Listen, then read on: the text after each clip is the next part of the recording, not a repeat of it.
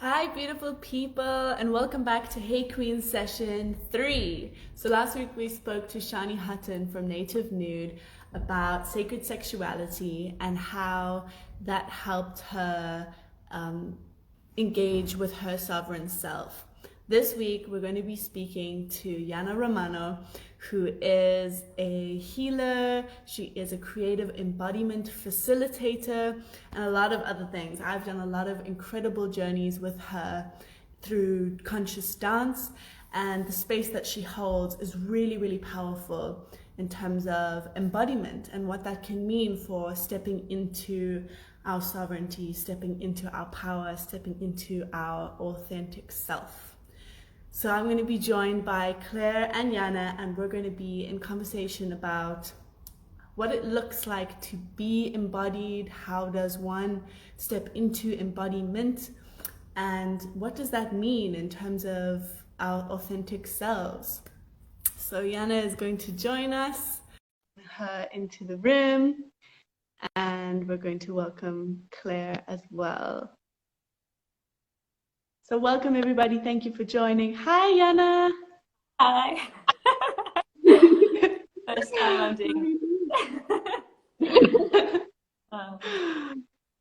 We're just waiting for Claire, but I'm so excited to have you here. There we are. Oh my goodness. Two powerful women. I'm so excited. Hi, Claire. Hello, hi Yanna, hi Paige. Hello. And I see Josie's just joined, Sink and Flow. Hello. And Michaela. And Kirsty.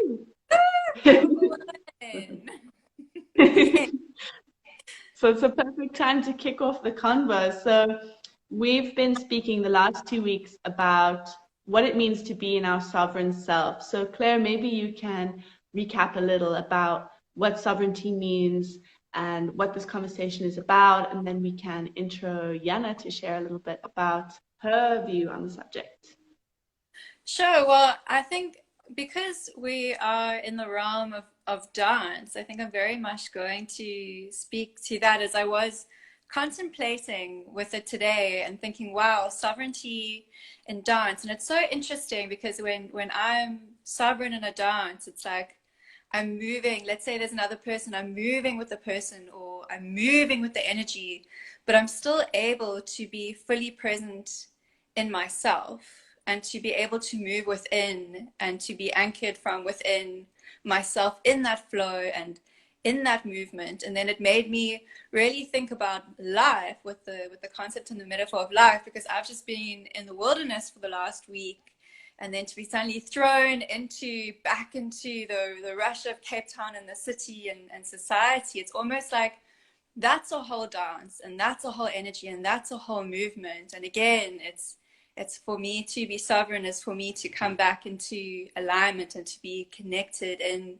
with myself in that movement and to be able to have that check-in point. And I just found it to be such a beautiful metaphor, because maybe it's in relationship to another, or in a dance, or in the chaos of life itself, just penetrating in on the space. And it's really, for me personally, the sovereignty really is just the ability to take that sacred pause from within in any moment within the movement itself, which is a beautiful thing. Yeah. And then also with that, with our queen sessions, we also related to honoring ourselves, honoring and acknowledging ourselves as queens in this realm. If being a queen was a dance and an archetype, how to embody that simply for the virtue of our own honoring, and honoring ourselves as the temple. And I know that Yanna holds mastery in dance and in the body as the temple. So I'm very excited to be talking about these things with you today. Thank you so much for joining us.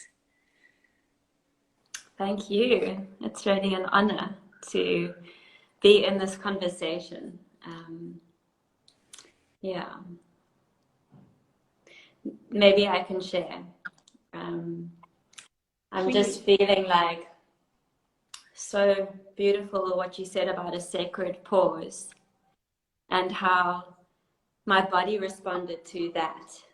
And it's almost like before even talking now to do that and to just become comfortable in this moment. And I thought maybe to open that up as an invitation for all of us and anyone listening, to actually just take a moment. We're so plugged in virtually at the moment, and to not depart from our bodies as we tune in, and that we kind of all speaking from a very embodied and comfortable space.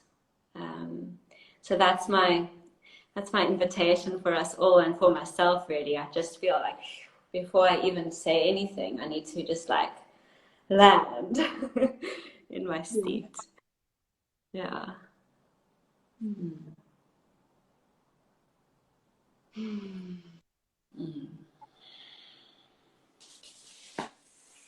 That's beautiful, Jans. Would you like to guide us maybe into a little something so that we can all land together as a collective and as a group? Sure. Thank So you. yeah, really, I mean, we're all aware of each other through the screen, and then just to also maybe pull some awareness into your immediate environment and just take a look around and notice where you are. And in so doing, kind of just start to retrieve your sense of being here, your sense of being in your body. Maybe a few breaths that help you to then come into your body. And just check in. Are you comfortable? Do you need to adjust? I do feel quite comfortable. But yeah, maybe you just take your hands onto your legs. You can touch your seat. You can feel into the ground with your feet, or if you're sitting on the floor, drop in. And then if you feel comfortable, you could close your eyes, and otherwise just lower your gaze as you take 3 really conscious breaths. You could breathe in through your nose and then just sigh out through your mouth. And with that sighing, kind of just discharging energy from the body. So breathing in through the nose, let your belly swell, and then a sigh out through the mouth.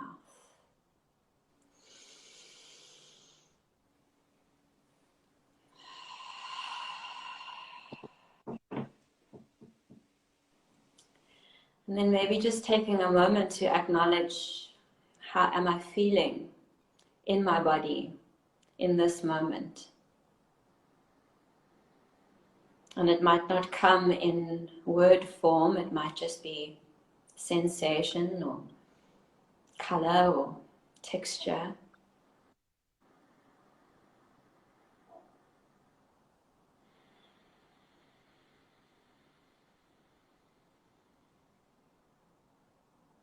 And then maintaining connection to this body feeling, starting to open up into this conversation again. And we can maybe even each check in and offer a few words. Present moment, check in. I can begin. I can feel a lot in my heart, actually. A very vibrant beating rhythm. And it felt like a red, pink. And yeah, it feels quite alive, quite passionate, actually. So that's what I'm here with. I'm feeling very grounded. I really enjoyed that invitation to drop in, Jens. Thank you. And just excitement, like I felt this bubbly, like champagne bubbles, like small but like running up my body. I'm very, very happy to be here in conversation with you and seeing all the incredible humans who are joining us today. Just, yeah, I'm overwhelmed with gratitude. That's where I am right now.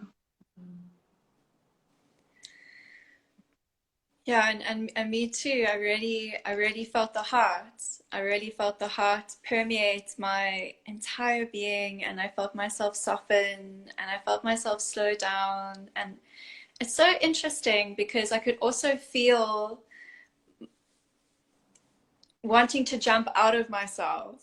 So it's almost like this sensation of, you know, we're speaking, we're in the presence of others. There's this desire to be quick and fast and captivating as a way to pull people in. But then at the same time, it's so interesting, really, the misconception that that is power, where the real power actually comes from being able to just totally drop in and land and be in this locus of control from the center, and then being able to be magnetic in that way and build homeostasis and generate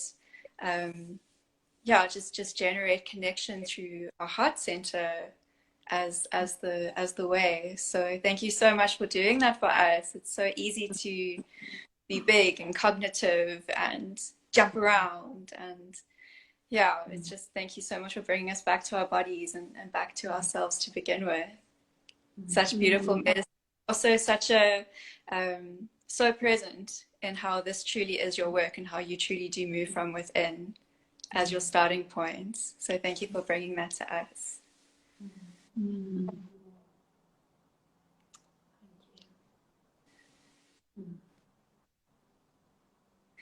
Yeah, and I'd love to know more about your journey of sovereignty, your own personal journey of sovereignty, if you can speak to us about that, like what comes to mind, what comes through in this moment. Sure. So yeah, such a big idea. And I connect to sovereignty through my sense of having agency. For me, agency is an ability to move in accordance with my will, and to be able to participate actively in my life, and to meet what life brings with a sense of response and choice, as opposed to being a slave to something outside of myself. So sovereignty, agency, freedom are all experienced through the body. And I think my experience of dance as my main practice has given me a true experience and taste of what that actually feels like. Nobody else knows. The wind. It's literally the wind. I love Wow. it. Yeah. Wow. Hello, wind. I love that. The wind knocking on the door. Profusely. Brings us. That's the body for me. That's the body. It's saying, I'm here, we're speaking, but I'm here, you know, the greater body. Incredible. Yeah. And so, yeah, I think one of the key sort of cues I offer myself in a dance practice, and then which I share when I hold a space, is make yourself comfortable. That's the practice. Keep making yourself comfortable, and that almost asks for movement. I think so often, whether it's in a dance or in life, we can get into these holding patterns that maybe we initiated, but then they start to kind of control us, and we start to feel stuck, whether it's in relating in a particular way, or in a behavior that we keep repeating, or just living in a way that we don't feel like we're agents. We're not choosing, we're not steering. So to notice that is the first step, and then to be able to say, hey, okay, I'm going to stop doing this thing and I'm going to redirect. And so I've practiced that in movement, which for me has been a sort of contained space for that work to happen. It's way messier when it's in the real world and you've got other people's responses and, you know, like all this other stuff in the way. But when I go into a dance practice for 2 hours and no one's talking to me and it's just me really working with my stuff, it's like given me a taste of what it means to grant myself freedom to move and to change. So that's how I connect to this word. But yeah, maybe that kicks us off. I don't know. I could talk more. But maybe you have questions and we can just keep it conversational. Claire, do you have something? I feel like you were like on the edge of saying I something. know, and I didn't feel that because I definitely do have a question. Yeah. Like, so polite, like holding myself back. I'm like, oh my word. Because it does. What really comes up for me is fear, which I can imagine comes up, and I know it comes up for people too, like whether it's in life and you want to move authentically or you want to change the pattern. It's like there's already a sense that you might get that pushback, you know. And it's the same with dance. I can imagine with people on the dance floor who are very new, still quite locked up in their bodies. I'm sure there's also that fear of, you know, like what's someone else going to think, or can I move like this, or is someone going to get the wrong idea? Which is why I know, particularly for me as a woman, like conscious dance is such a safe space because I can let it all unleash. And I know it's a safe space. So yeah, I was just wondering, for you, I'm sure that you've managed to create some kind of container of safety and connection within yourself in some way or another, that you are able to navigate that fear that comes through. And I can also imagine that then you've actually trained your neurons, you know, that actually benefits the neuro-linguistic programming, that then when you feel the similar sensations and similar emotions come through you in life, you've already met those and you've already worked through those and you've already danced through those, so they're familiar to you, and then you're able to navigate more freely and imagine a bit more loosely. So if you could speak to fear, I would love that. Well, yeah, that's actually such a beautiful question and opportunity here to explore, because it's something that's very recently been in my process. The other evening, I stayed longer at the studio where I offer yoga classes, and often when everyone leaves, I turn on the music and I dance, and it's like the biggest gift of space to really just, yeah, do my thing. But I haven't actually done that for a while, and so I was doing it, but realizing there's been a bit of a gap, and I could feel, literally, fear in my body. And it was fear that manifests in a contraction or a stiffness. And it's fear that I'm going to hurt my body. It's fear that's kind of could also be understood as not trusting in the flow that's moving through. And it was working through that. And this kind of sense that I was getting that the more I don't dance,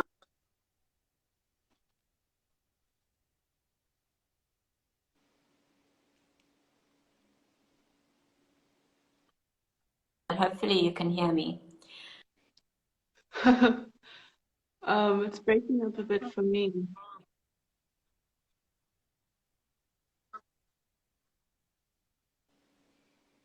Mm.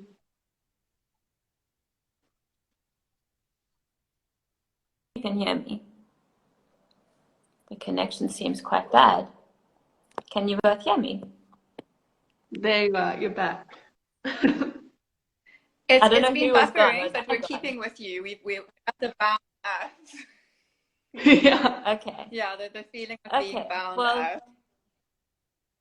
the feeling of being bound up. And I'll share with you actually an image that I got recently in a dance, which just has stuck with me. And it's one of those nuggets that I can connect to efficiently, and it doesn't take a whole dance to connect to it. It's applicable in life.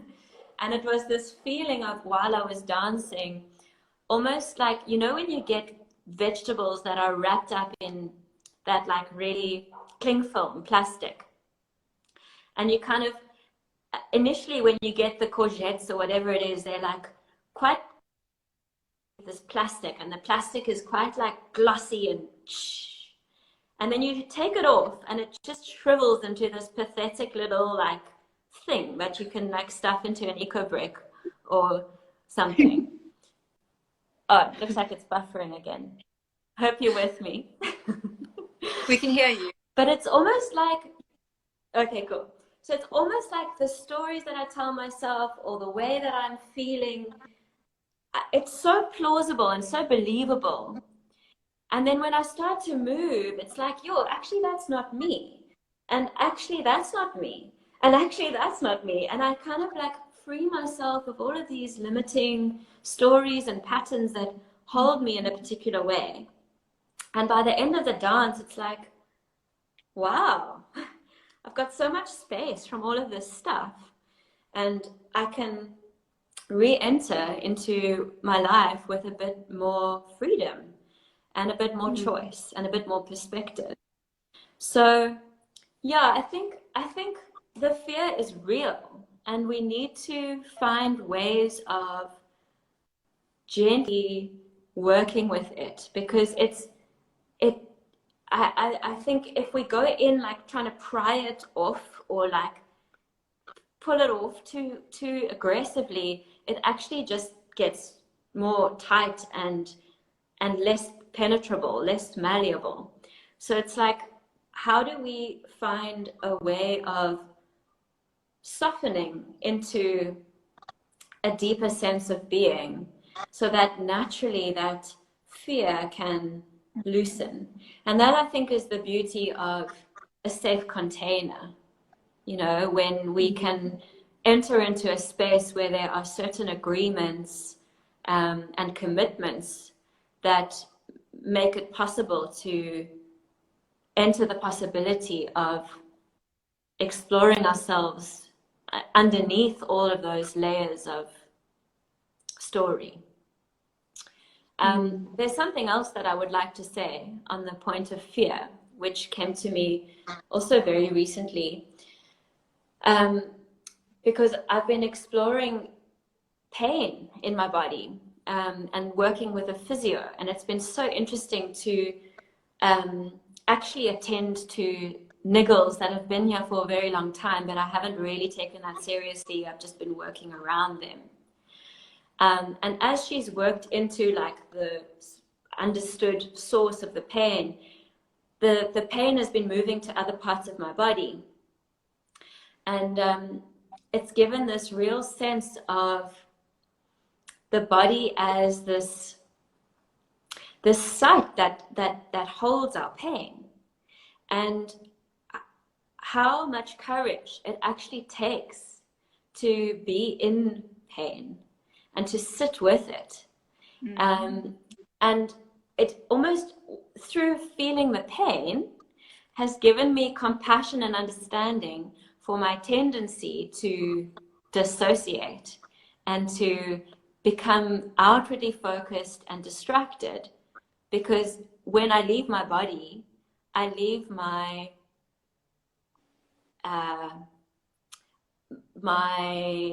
sensitivity and my susceptibility to being touched by pain which might be physical or emotional.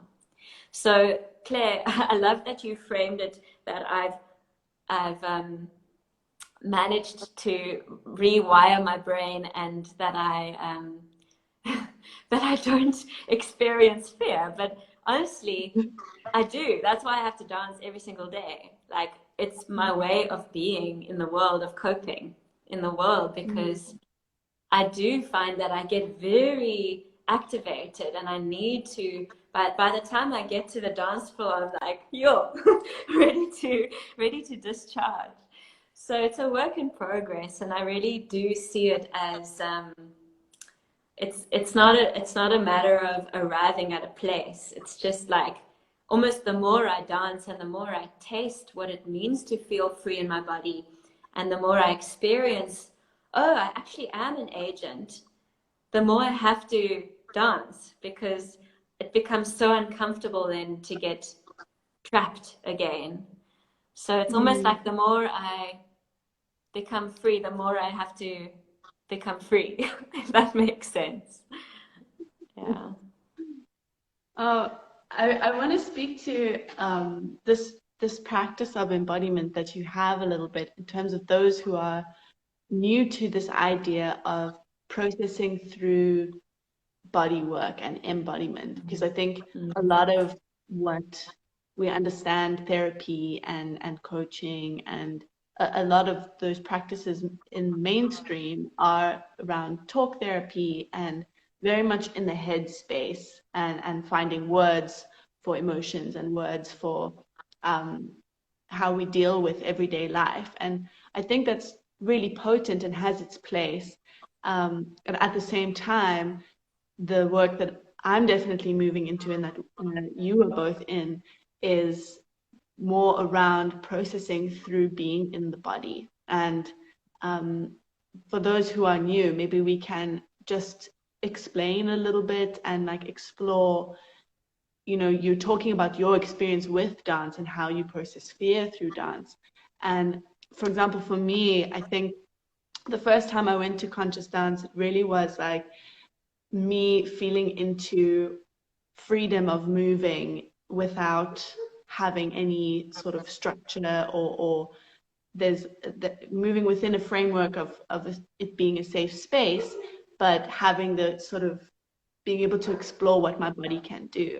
And then as it's evolved, it's become about going into a dance class or a yoga class or any kind of physical practice, qigong, with something that I want to work with, like fear, or like even maybe something comes up in the class. So for example, I remember once going to a dance with you, Jens, where I was like very aware, I was just in a very insecure headspace where I was kind of like comparing myself to the other dancers and wondering how people were perceiving me in my dance.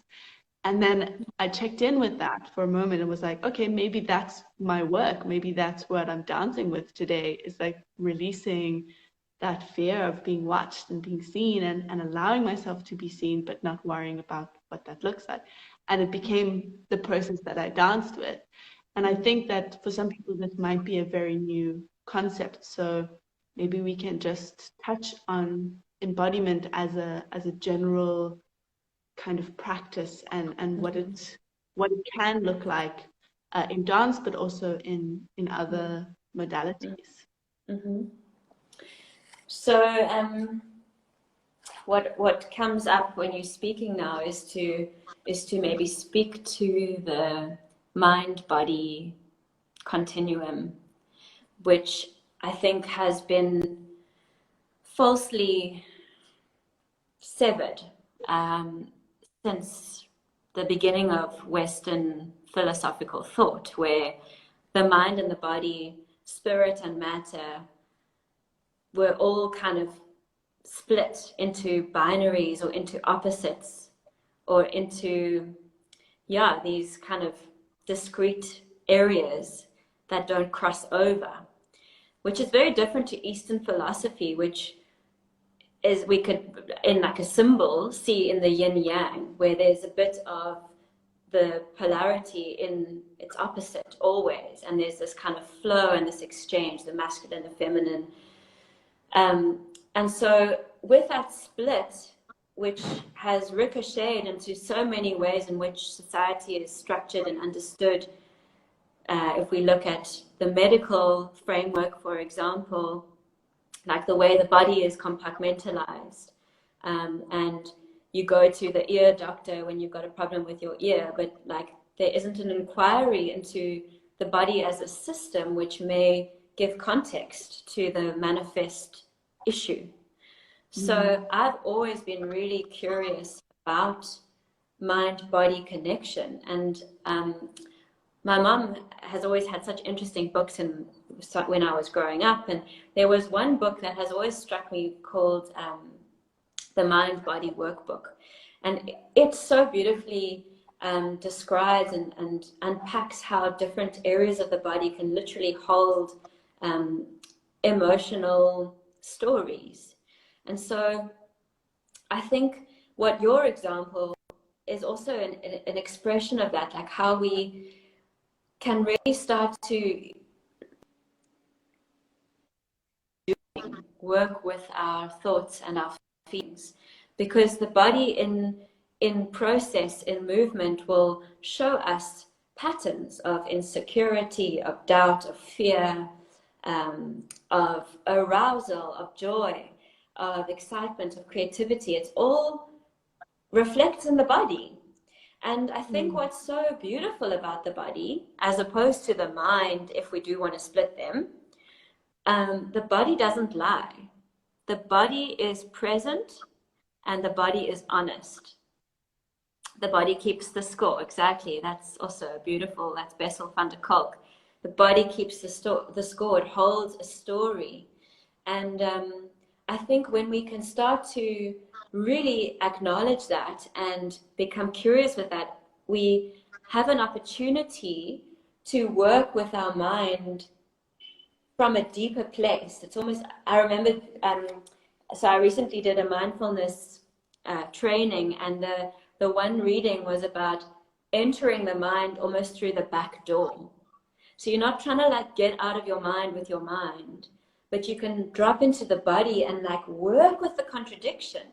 You know, words fail when it comes to the human experience. Much of the time, like that dank stuff that we feel, how do we put that in words without making it seem tinny or without like limiting it?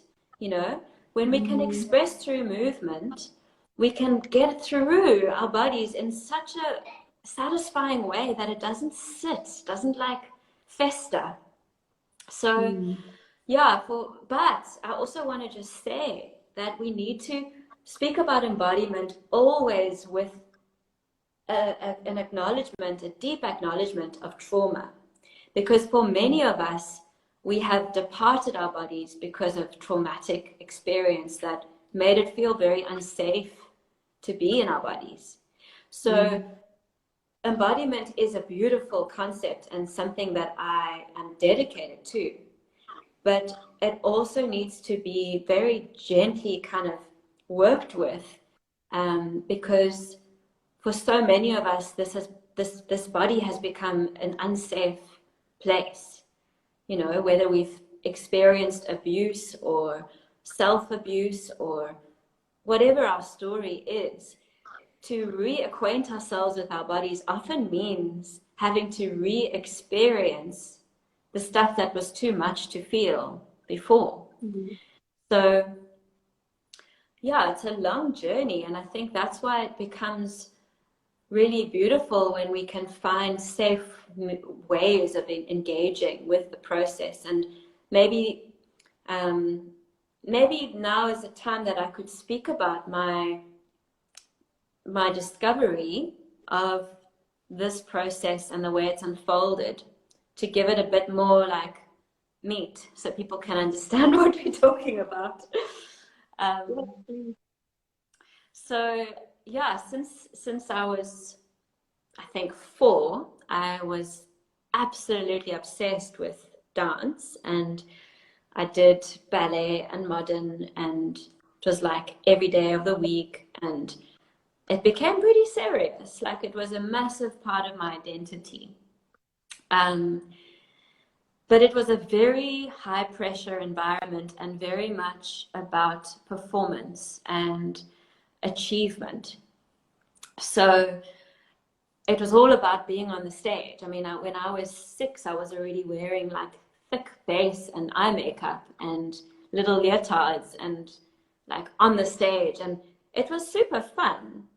But it also was kind of entrenching, I think, quite a general picture that I can speak for us as women, this sense of our bodies not actually belonging to us, and our movements not belonging to us, but being for some external gaze or judgment.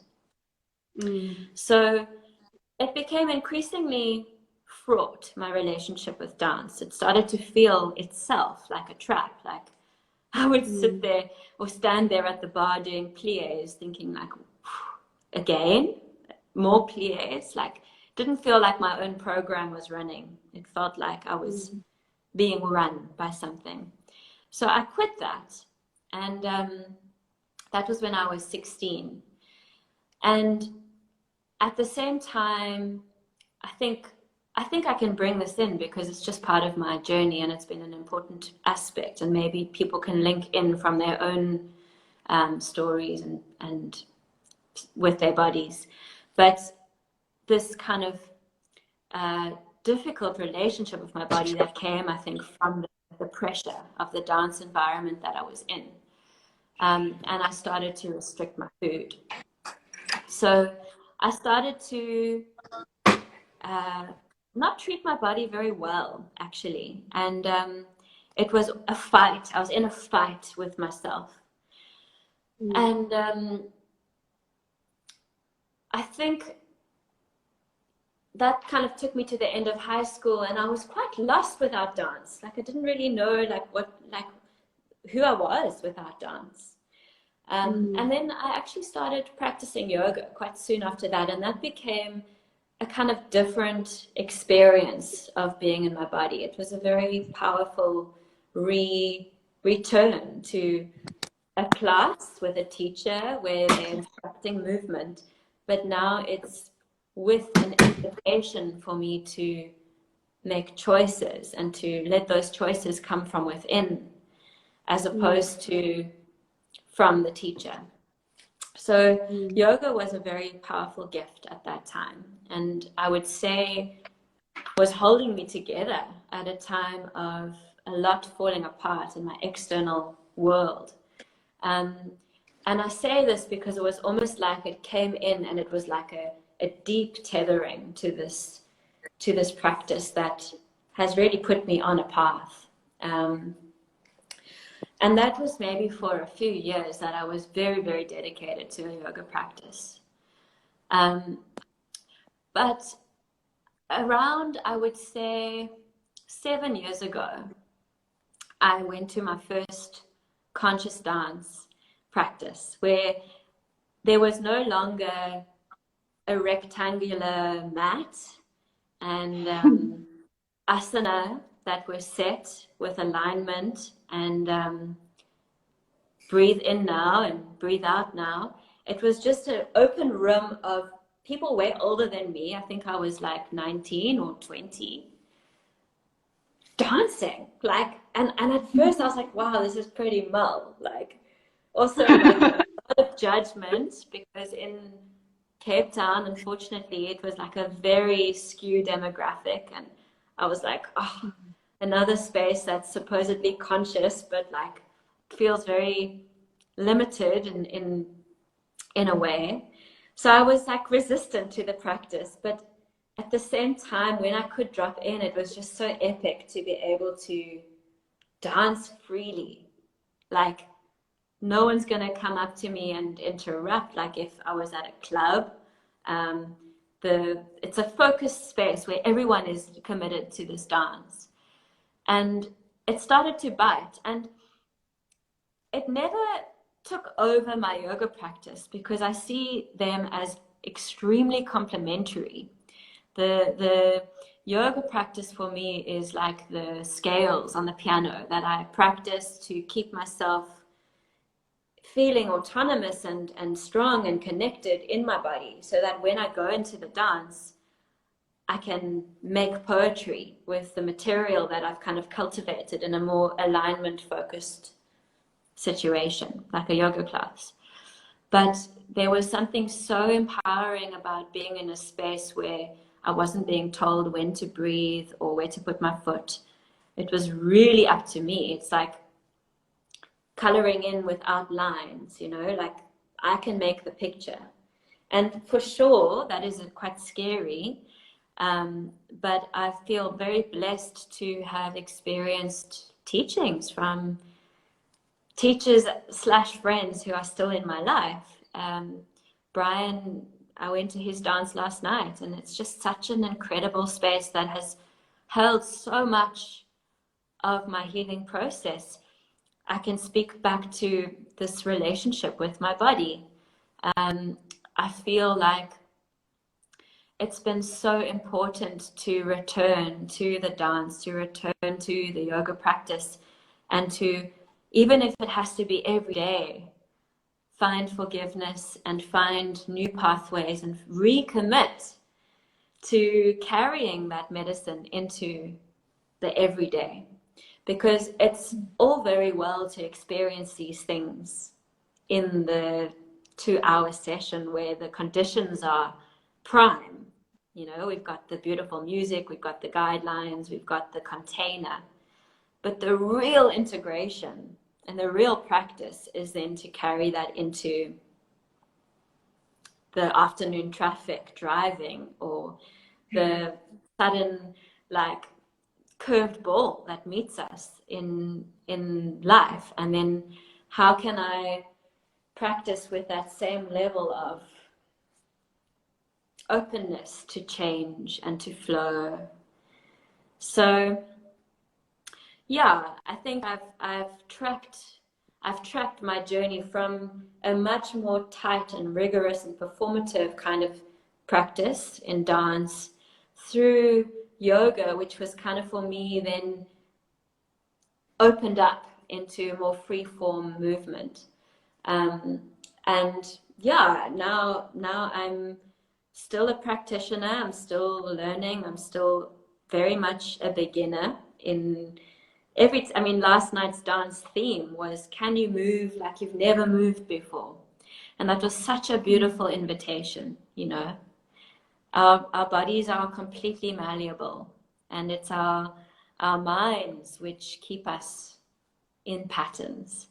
And so, yeah, I'm dedicated as a practitioner, and then the more I kind of taste what it can offer me, that's where I share from. So my sharing, I call it sharing because it really is like, oh my word, I can't keep this for myself. Like, come experience this. So yeah, that's even talking about it, I can feel, I just get so excited because it's been such a profound part of my healing journey, to discover freedom through being able to move freely. Yeah. Yeah. Beautiful. I feel so much resonance in listening to your story, and I'm sure that so many people do. I've had a deep sort of feeling in my body of coming home. And just to speak on what you said around embodiment being scary because it requires us to confront parts of ourselves which we may have been severed from, or cut away from ourselves, or denied. And it took me back to this moment that I thought to share was that as a child I was sexually abused, and it was something that I worked through since I was 11. I was in therapy for years and had done a lot of talk therapy, and had this sense of like, oh, it's something that's not really my story anymore. And it was when I was with an intimate partner, and they were giving me a very loving massage, and he pressed something in my neck. I don't even know what it was, the pressure, the point, but it literally brought this flood of emotion. I had a physical reaction, and I started shaking and crying, and was having all these locked memories resurfacing in that moment. and just when we were talking about the body keeps the score, how we store a lot in our bodies, and just the power of these embodiment practices of yoga, of dance, and of combining all these different things to move this stuck energy that's in us. I mean, so when this happened, I'd been processing since I was 11, but I was about 21 or 22 when I had this moment with this partner where I was just shaking and crying and releasing. And I think a big part of it was also, you mentioned a safe space earlier, and he was a very safe space for me. And in that moment, he just witnessed and held and said, "You're okay, you're enough, you're safe," and allowed me to shake and release. And that physical release of it was after that I actually had this realization of, oh, now it feels like I have really allowed it to be integrated and to be released and to be healed. And so often when I have physical illness come up, I also love that you were speaking about that book. I explore it through, not only through, okay, you know, what have I been eating? What are the physical aspects in the physical realm? How have I been treating and nurturing my body? But also, how have I been nourishing and nurturing myself emotionally and spiritually? And what might I have been neglecting that, or ignoring, or disassociating from, that has allowed this sickness, this illness, or whatever it is, to manifest?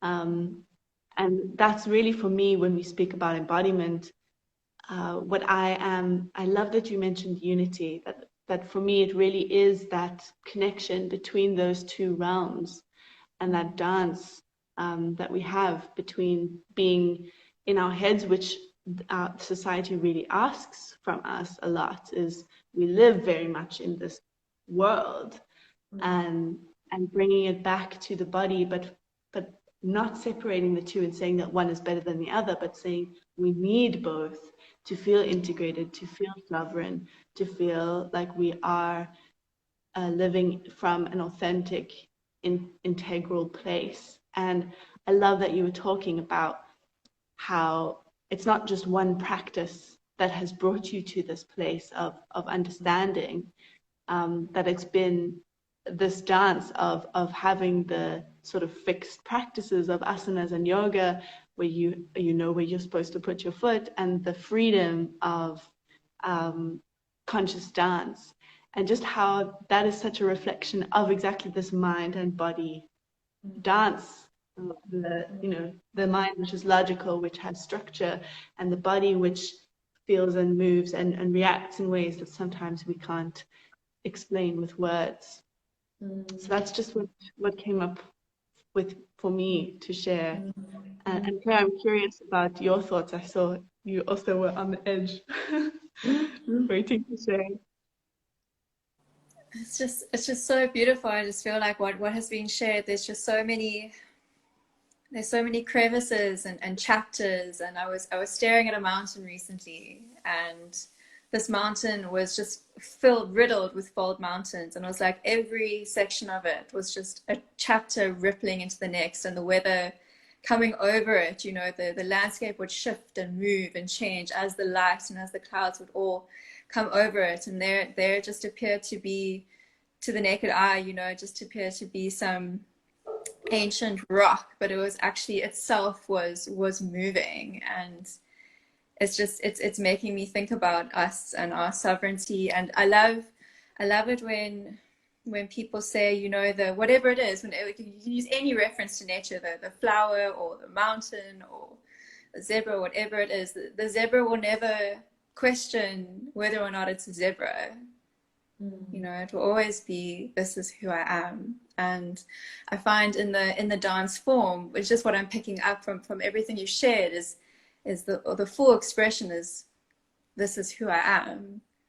And I'm finding it so beautiful to go into that, because in how I relate to it in my own experience, from being in the wilderness this last week, it's just been, the softness of nature, this is who I am. And it's funny because when you talked about the cling wrap, 10 years ago for a friend's art exhibition, I was literally naked in cling wrap, like all over my body, in the bath in the sun. It was an awful experience. I can really relate to what you're speaking of.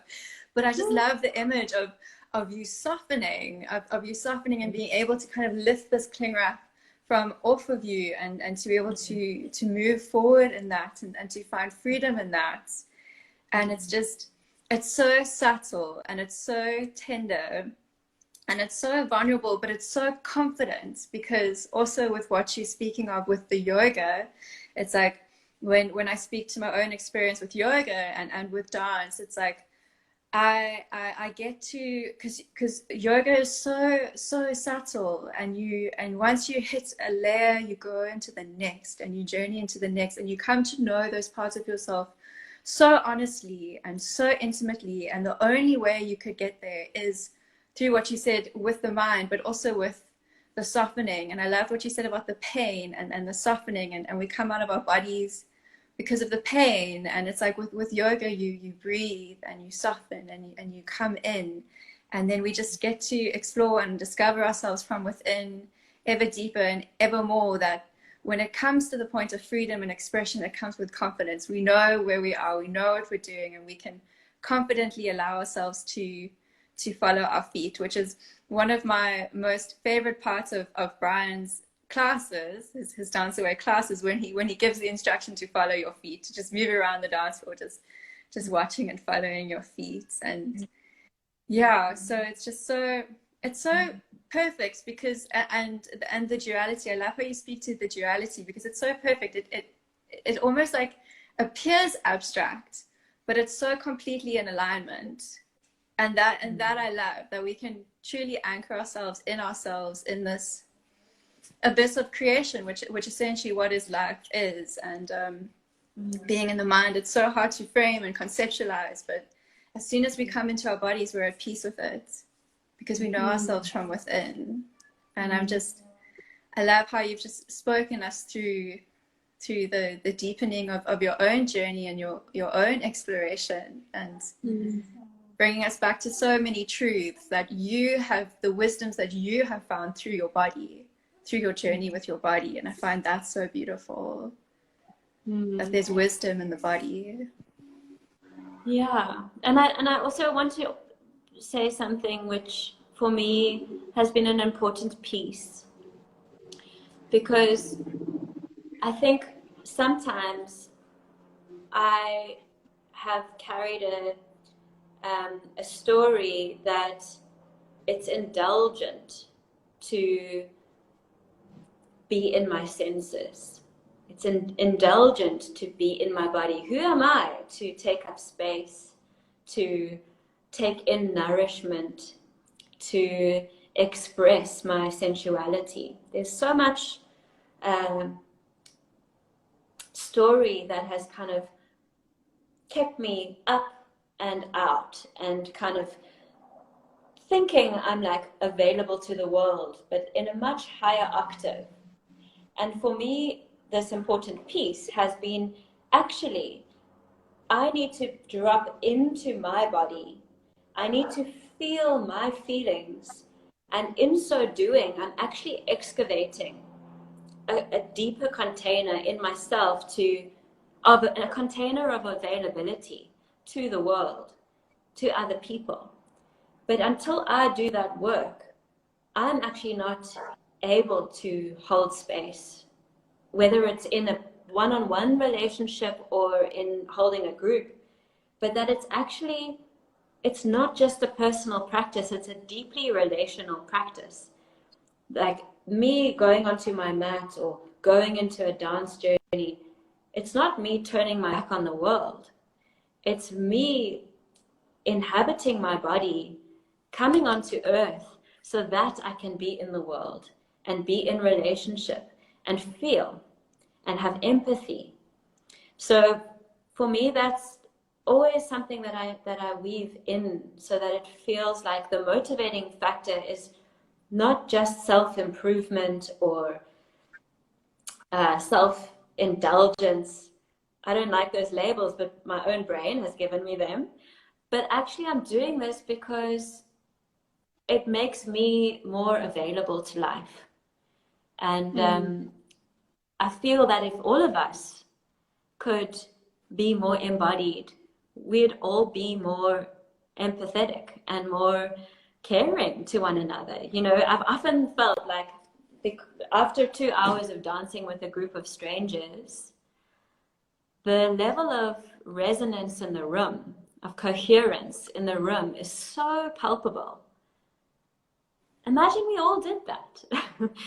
There wouldn't be like hooting and aggression and like selfishness, this blinkered existence, which for me is just the cling film. It's just our own stories and fears of make us unavailable to a bigger, more collaborative picture. So yeah, I feel like it's a radical act. It's a radical act to pay attention and care to our bodies and to our embodiment practices. I feel like it's almost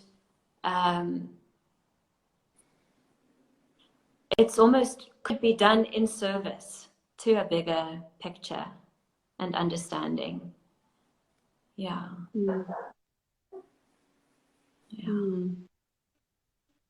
I love that you know, it is a radical act, and just that the work in healing the self helps to heal the collective. That's a huge thing for me, that I think, Claire, you keep mentioning, being sovereign in relation to others, and really it's a huge puzzle piece. It's like you were saying, Jens, to bring this practice off the dance floor or the yoga mat, that it's you do it because it needs to live in the world, not just on the mat, and that the practice is to take these learnings and ask ourselves how we can implement them in those moments when we're stuck in traffic and we want to be aggressive, or we choosing, I guess it's choosing to respond rather than react. And I think a lot of the paradigm that the world lives in is reaction. And so in healing the self and being embodied, we are able to take the pause that you also speak about, Claire, the sacred pause, and to check in and be like, okay, what's coming up for me here? What's showing up? And how do I show up for that? I love the prompt that you had at the beginning, Jens, to like, okay, take a moment to check in with where you are in relation to space, how your body feels in relation to the space.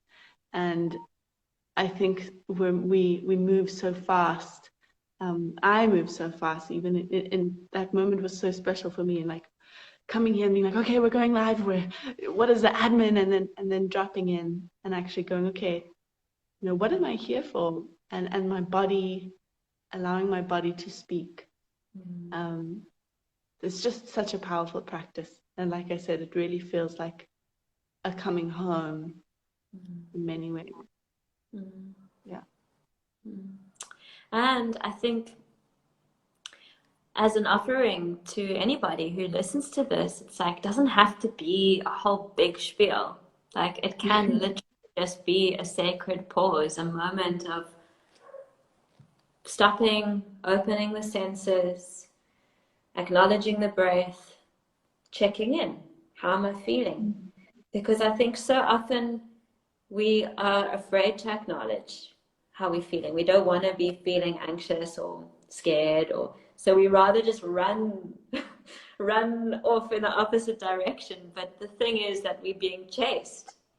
And there's such immense power in just going, oh, anxiety.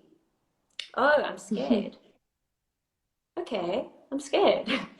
Whew. And then it's like a relief to just be honest. Yes. And Tara Brach, another beautiful teacher, talks about our realness as our doorway to the sacred. It's not through some like fancy spiritual aesthetic looks like this look. It's through our realness that we drop in to connection. So that's something that maybe we can, we'll just take from this conversation. Like maybe some point when we remember, if we remember this evening or tomorrow, to just take a moment to pause, the power of the pause. And the relief of being honest. And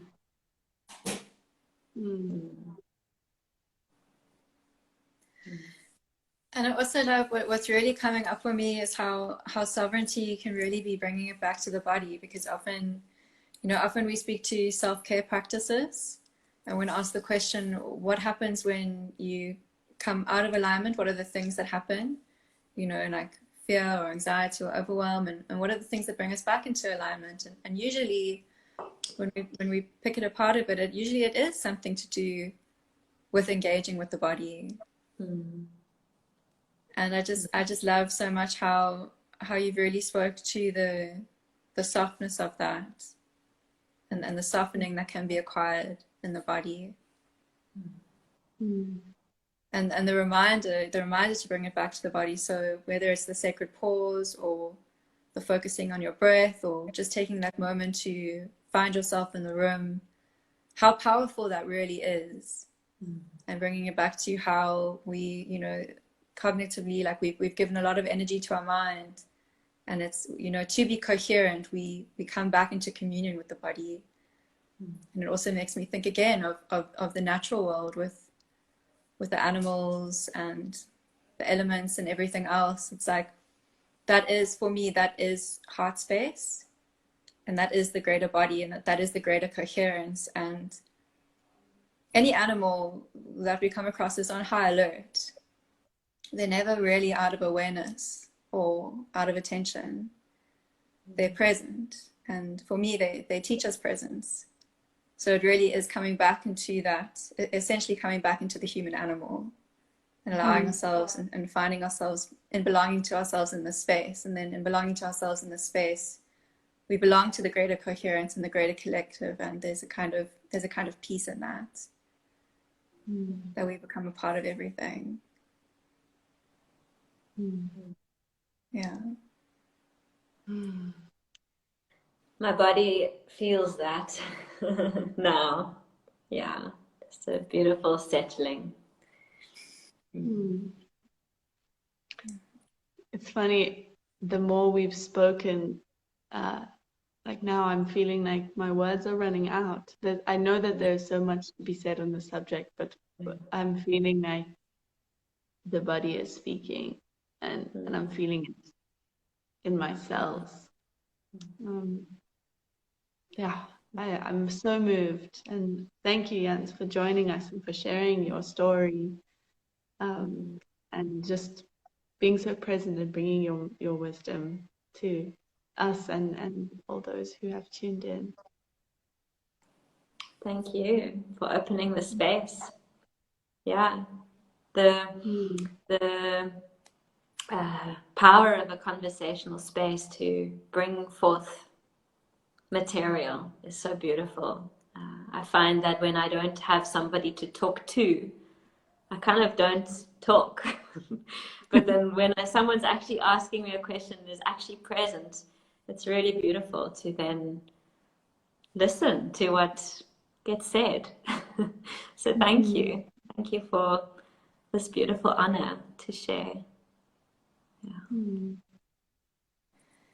Yeah, and Jans, I just really want to thank you for the space that you do hold, because it's the subtle body, the soul can be referred to as the subtle body, and you are holding the container for communion with the subtle body, and it's a tremendously strong space to be holding, and it's tremendously necessary, especially in the world and the realms that we are stepping into, as forces and all these other things are coming into fruition.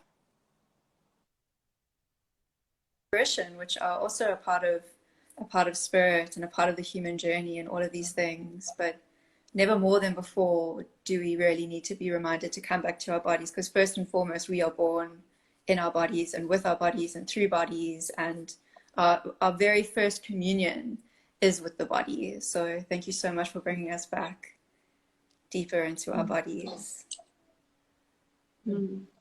Yeah. Yeah, deep, deep honor and pleasure. I wish I could give you both such a big hug right now.